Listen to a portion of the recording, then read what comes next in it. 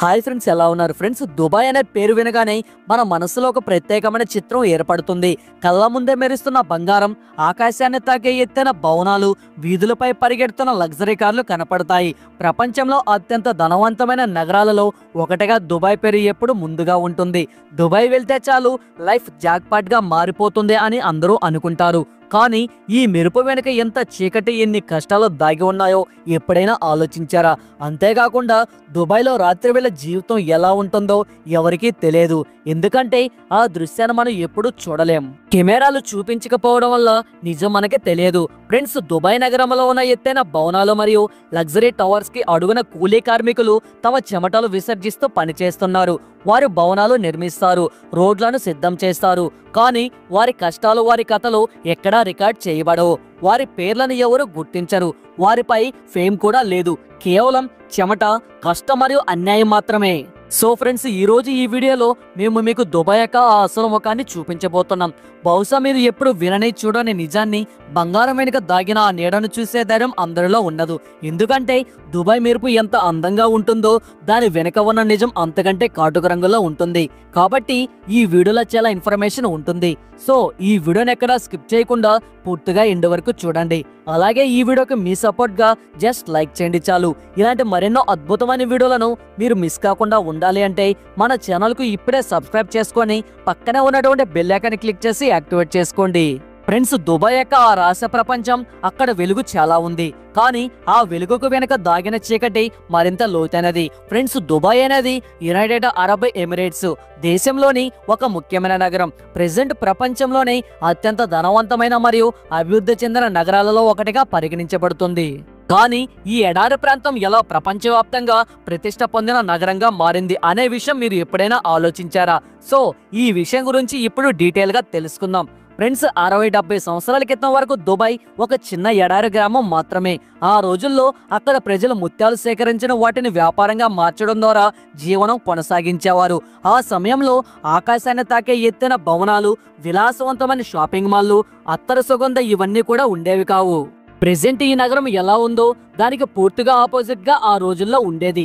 So ఆ తర్వాత 1966లో Dubai ఇసుక కింద నూనె బయటపడింది. అక్కడ నుండి నగరం యొక్క భాగ్యం మారిపోయింది. నుండి వచ్చిన సంపద దుబాయ్ ను అరబ్ లోని అత్యంత ధనవంత ప్రాంతాలలో ఒకటిగా నిలబెట్టింది. కానీ దుబాయ్ యొక్క పాలకులు కేవలం నూనెపై ఆధారపడలేదు. టూరిజం, వ్యాపారం మరియు రియల్ ఎస్టేట్ లో పెద్ద ప్రాజెక్టులను ప్రారంభించారు. Burj Khalifa, Palm Island, Dubai Mall వంటి కలల నగరాలు స్థాపించబడ్డాయి. దుబాయ్ ను ఒక బ్రాండ్ గా మార్చి ప్రపంచవ్యాప్తంగా ధనవంతులను ఆహ్వానించారు. సో వారు దుబాయ్ కు వచ్చి డబ్బును ఇన్వెస్ట్ చేసేవారు. కానీ ఈ మెరుపు వెనుక కార్మికుల చెమట మరియు నిస్సహాయత యొక్క నీడ దాగి ఉంది. ఆ భాగాన్ని ఏ టూరిస్ట్ గైడ్ ఎప్పుడూ చూపించడు. మీరు ఇన్స్టాగ్రామ్ లేదా సోషల్ మీడియాలో బుర్జ్ ఖలీఫాను తప్పక చూసి ఉంటారు. ఇది ప్రపంచంలోనే అత్యంత ఎత్తైన భవనం. ప్రెజెంట్ దీన్ని చూడడానికి ప్రపంచంలో నలుమూలల నుండి చాలా మంది వస్తూ ఉంటారు. కానీ దీనిని నిర్మించిన కార్మికులు నెలల తరబడి 50 డిగ్రీల ఉష్ణోగ్రతలో ఎండలో పనిచేశారని వారిలో ఎవరికీ తెలియదు. అంతేకాకుండా కార్మికుల్లో ఎక్కువ మంది భారతీయ, నేపాలీ మరియు బంగ్లాదేశీ కార్మికులు ఉన్నారు. వారు ఉదయం 6 గంటల నుండి రాత్రి 10 గంటల వరకు ఎంతో కష్టపడేవారు. కానీ వారి కష్టానికి తగిన ఫలితం అప్పట్లో వారికి దొరికేది కాదు. ఎందుకంటే ఆ రోజుల్లో పనికి కేవలం 800 నుండి 1000 దిర్హంలు, అంటే సుమారు నెలకి 18,000 రూపాయలు మాత్రమే ఇచ్చేవారు. చాలా మంది కార్మికుల వద్ద పాస్పోర్ట్లు కూడా ఉండవు. ఎందుకంటే కంపెనీ వారు వాటిని జప్తు చేస్తారు. తద్వారా వారు పారిపోలేరు. గదులు చాలా చిన్నవి, 8-10 మంది కలిసి ఉంటారు. ఈ కార్మికుల చెమటతోనే దుబాయ్ యొక్క ఈ ప్రపంచం మెరుస్తుంది. ఒక రిపోర్ట్ ప్రకారం ప్రతి సంవత్సరం వందలాది కార్మికులు పనిచేస్తూ తమ ప్రాణాలను కోల్పోతారు. కానీ వారి పేర్లు ఎక్కడా నమోదు కావు. ఎందుకంటే ప్రభుత్వం ఈ చీకటి వైపును ప్రపంచం చూడాలని కోరుకోదు. ఫ్రెండ్స్, దుబాయ్ యొక్క షాహీ కుటుంబాల వద్ద ఎంత సంపద ఉందంటే దానిని అంచనా వేయడం కష్టం. ఇక్కడ మీడియా పూర్తిగా నియంత్రణలో ఉంటుంది. ఇటువంటి ప్రతికూల వార్తలు బయటకు రానివ్వరు. దుబాయ్ యొక్క ఇమేజ్ ను నకిలీ స్వర్గంలో ఉంచుతారు. అయితే లోపల మాత్రం అధికార భయం మరియు నిజాన్ని అణిచివేసే కుట్ర నడుస్తోంది. మీరు దుబాయ్ ఒక ఇస్లామిక్ నగరం అని, అక్కడ కఠిన చట్టాలు ఉంటాయని ఆలోచిస్తూ ఉంటారు. కానీ రాత్రి సమయంలో ఈ నగరంలోని కొన్ని వీధులు మరియు క్లబ్లలో అలాంటి విషయాలు జరుగుతాయి. అవి ఎప్పుడు కెమెరాలో చూపించబడవు. చాలా రిపోర్ట్ల ప్రకారం ఇక్కడ హ్యూమన్ ట్రాఫికింగ్ మరియు ట్రేడ్ యొక్క రహస్య నెట్వర్క్ నడుస్తుంది. చాలా మంది మహిళలను ఆఫ్రికా, ఏషియా, తూర్పు యూరప్ దేశాల నుండి మోడలింగ్, హోటల్ ఉద్యోగాల పేరుతో దుబాయ్కి తీసుకువస్తారు. మొదట వారు మంచి అవకాశాల గ్లామర్ ప్రపంచం అని భావిస్తారు. కానీ వాస్తవానికి ఆ మహిళలను బలవంతంగా కష్టపెట్టే నిర్బంధ పరిస్థితుల్లో పడేస్తారు. ఇది ఒక నగరం. ఇది తనను అత్యంత ఆధునిక న్యాయ సహకారంతో కూడిన నగరంగా చూపిస్తుంది. కానీ నిజానికి ఆ మహిళలు సహాయం కోసం పోలీసుల దగ్గరికి వెళితే వారే జైల్లో పడతారు. వారిపై న్యాయం జరగక అతి కఠినమైన పరిస్థితుల్లో వారే జీవించాల్సి వస్తుంది. ఫ్రెండ్స్, దుబాయ్ యొక్క చట్టం కఠినంగా కనిపిస్తుంది, కానీ వాస్తవానికి ఇది 2 భాగాలుగా విభజించబడింది. ఒకటి ధనవంతుల కోసం, మరొకటి పేదల కోసం. ఒక విదేశీ వ్యాపారవేత్త తప్పు చేస్తే విషయం అణచివేయబడుతుంది. కానీ ఒక కార్మికుడు తన స్పాన్సర్ తో గొడవ పడితే నేరుగా జైలు లేదా డిపోర్టేషన్ అంటూ చాలా కఠినమైన శిక్షలు వేస్తారు. ఇక్కడ కఫాలా సిస్టమ్ అనే నియమం ఉంది. దీని ప్రకారం కార్మికుడు తన యజమాని అనుమతి లేకుండా వేరే చోట పని చేయలేడు. అంటే చట్టపరంగా అతను ఒక బందీ ఖైదీ అవుతాడు. ఇక ఇస్గాలో మీరు చూసే దుబాయ్ బంగారు కార్లు, బీచ్, లగ్జరీ జీవనం అది కేవలం 10% నిజం. మిగతా 90% అదృశ్య దుబాయ్. అక్కడ మనిషి యంత్రంగా మారిపోయాడు.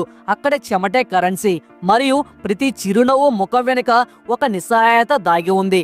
దుబాయ్ యొక్క మెరుపు ఎంత గొప్పగా ఉందో దాని చీకటి అంతే లోతుగా ఉంది. ప్రతి సంవత్సరం సుమారు 30 లక్షల భారతీయ కార్మికులు దుబాయ్ మరియు యుఏఈలో పనిచేయడానికి వస్తారు. భారతదేశంలో వారి కుటుంబాలు తమ కొడుకు ఇప్పుడు విదేశంలో రాజులా జీవిస్తున్నాడని ఆలోచిస్తారు. కానీ నిజం ఏంటంటే చాలా మంది నెలల తరబడి ఇంటికి డబ్బు పంపలేరు. ఎందుకంటే జీతం ఆపివేయబడుతుంది లేదా ఖర్చులలో ఖాళీ అయిపోతుంది. మరియు సంవత్సరాల తర్వాత తిరిగి వచ్చినప్పుడు వారు తీసుకువచ్చేది కేవలం అలసట మరియు అసంపూర్తి కలలు. సో ఇదంతా విన్న తర్వాత దుబాయ్ చెడ్డ నగరం అనే డౌట్ మీకు రావచ్చు. దానికి ఆన్సర్ నో అని చెప్పను. నిజానికి దుబాయ్ స్వయంగా చెడ్డది కాదు. సమస్య ఆ సిస్టంలో ఉంది. ఆ సిస్టంలో మనిషిని కేవలం సంపాదన సాధనంగా మారుస్తుంది. ఈ సిస్టంలో పేదల చెమట కష్టం ఉపయోగించి ధనవంతుల కోసం విలాసవంతమైన భవనాలు, షాపింగ్ మాల్లు, గ్లామర్ ప్రపంచం నిర్మిస్తారు. సో ఫ్రెండ్స్, ఇంకా క్లియర్ గా చెప్పాలంటే దుబాయ్ ఒక అద్దం లాంటి నగరం. అది మనకు కేవలం సమాజంలో ధనవంతుల గురించి మరియు లగ్జరీ గురించి మాత్రమే మనకు చూపిస్తుంది. కానీ లగ్జరీ వెనుక దాగిన కష్టాన్ని మరియు బాధని అది మనకు చూపించదు. సో ఫ్రెండ్స్, ఆ నగరం ఎంత ఆధునికంగా కనిపించినా అక్కడి కొంతమంది జీవితాలు ఎంత కష్టభరితంగా ఉన్నాయో మనకి అర్థం కావాలి. సో కాబట్టి తదుపరి మీరు దుబాయ్ యొక్క మెరిసే స్కై లైన్ ని చూసినప్పుడు కొంచెం ఆగండి మరియు ఆలోచించండి.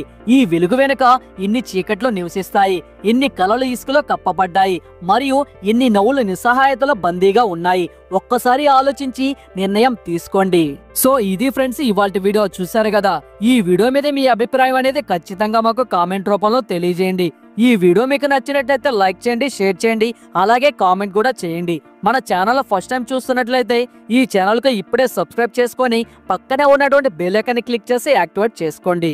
Thanks for watching. నెక్స్ట్ వీడియోలో మళ్ళీ కలుసుకుందాం. జై హింద్ అండ్ జై భారత్.